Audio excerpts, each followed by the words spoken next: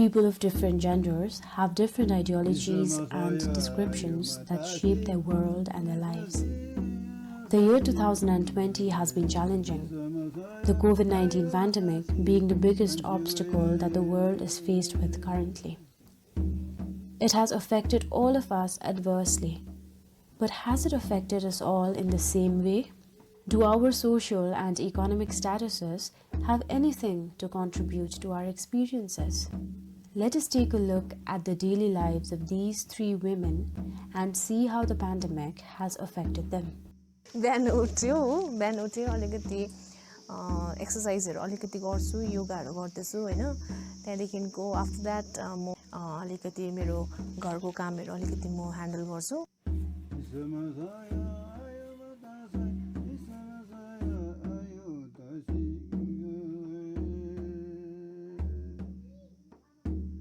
मेरो नानी छ हैन नानीलाई पनि अलिकति टाइम दिएर चाहिँ म 9 बजेतिर म स्कुलको लागि निस्किन्छु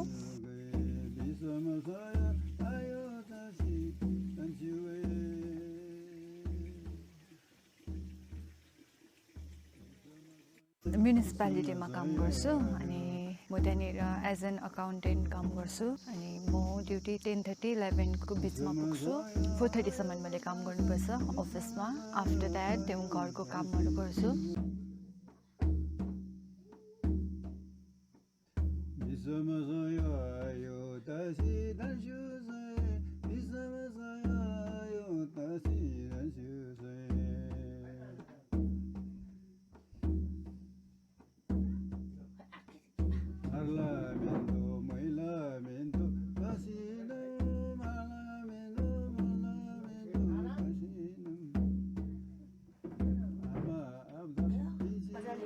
म दिनभरिमा त अब घरको सबै काम पनि गर्छु दोकानको काम पनि गर्छु शपिङ पनि गर्छु म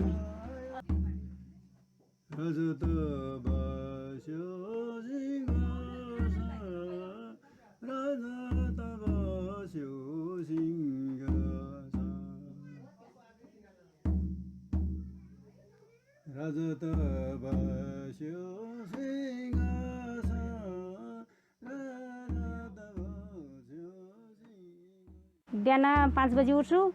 बेलुका 9:30 10 बजेसम्म त कामै हुन्छ मेरो घरमा त खाना पकाउने लुगा धुने त्यही त हो नि घर सफा गर्ने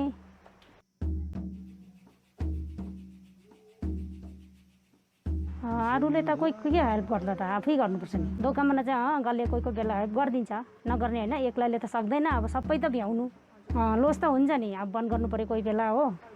अब अस्ति पनि 12-13 दिन बन्द गरेर बस्यो दोकानेलाई त लोसै हुन्छ घर किराय त तिर्नुपर्छ हामीले लोसै त लोसै हुन्छ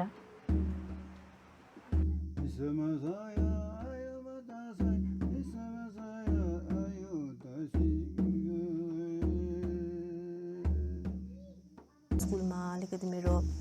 कतिवटा प्रोग्राम्सहरू हुन्छ है अब त्यतिकै म त्यो अटेन्ड गर्छु अनि पढाइपछि त मैले फर्स्टमै नानीलाई प्रेफरेन्स दिनु पर्यो है म अलिकति डिनरको लागि पनि प्रिपेयरहरू गर्छु हस्बेन्डसँगै दुईजना मिलेर हामी प्लान गर्छौँ है पकाउँछौँ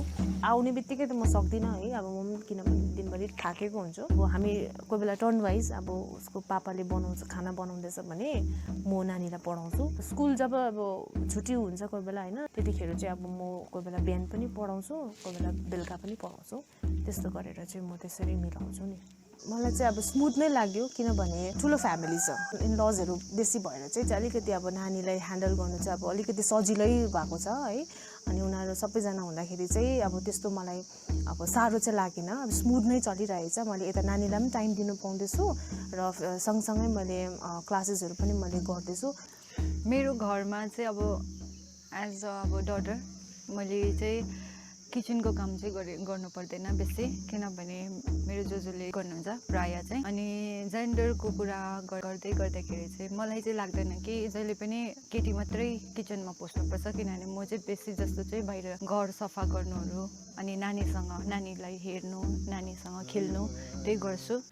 All our experiences as individuals depend on factors like access to resources, our roles and responsibilities, social norms, and cultural traditions, all of which are in some way or the other gendered. Despite the differences in their professions and social duties, अलिकति what साह्रो is common in all of these three women is their will to work. अब हामीलाई त दोकानमा त एउटा मजबुरी नै हुन्छ अब गर्नै पर्छ खोल्नै पर्छ हामीले हो आफूलाई डर पनि लाग्छ मजबुरी पनि हुन्छ हामीलाई अब त्यो त भइबस्छ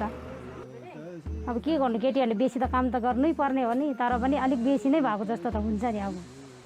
कुनै पनि घरमा छोराहरू छ अनि अथवा के छोरीहरू छ अनि लकडाउनको टाइममा चाहिँ सबैजना नै घरमा थियो अलिकति एक्स्ट्रा काम गर्दाखेरि के पनि हुँदैन बिकज बाहिर जाने ठाउँ पनि थिएन अलिकति एक्स्ट्रा काम गर्दाखेरि स्ट्रेस त हुन्थेन होला तर पनि अब एउटै इन्भाइरोमेन्टमा राखिराख्दाखेरि साह्रो पर्यो होला पेन्डेमिकमा स्ट्रगल पनि थियो एङ्जाइटी पनि थियो डर थियो विशेष गरी तर पनि एज अ वुमन चाहिँ केटीहरूले नै संसारलाई थामेको छ नि त सो लाग्छ कि जहिले पनि हामी पोजिटिभै हुनुपर्छ मलाई त्यो लाग्छ